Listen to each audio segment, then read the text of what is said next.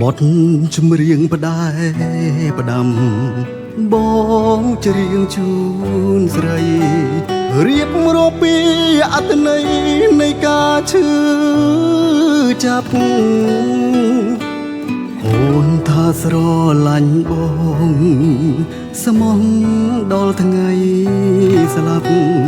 អូនបញ្ជាំងច្បាំងឲ្យបងលង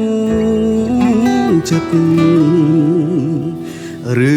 មួយក៏គ្រប់យ៉ាងត្រឹមជាការសំដែងអូនសំដែង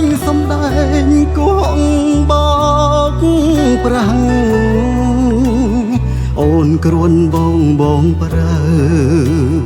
ពេលត្រូវការម្ដងរួនទុកបងជាលបែងកំសាន្តអារម្មណ៍ពេលរីករាយក្បែរគេឯងកាក្បែរបងចិត្តនួលអងគិនអ្វីឲ្យប្រាកដ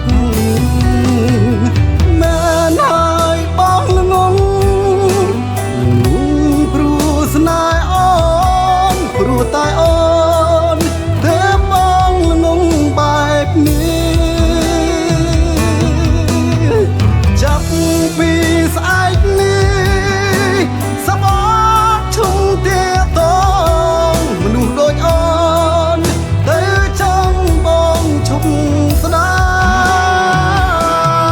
យ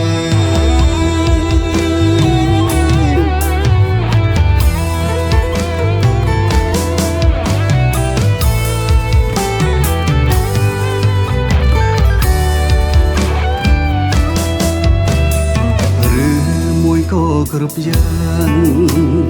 ត្រឹមជាការសំដែងអូនសំដែងគង់បោកប្រាំងអូនគ្រួនបងប្រើពេលត្រូវការម្ដងគ្រួនទុកបងជាលបែងកំសាន្តអា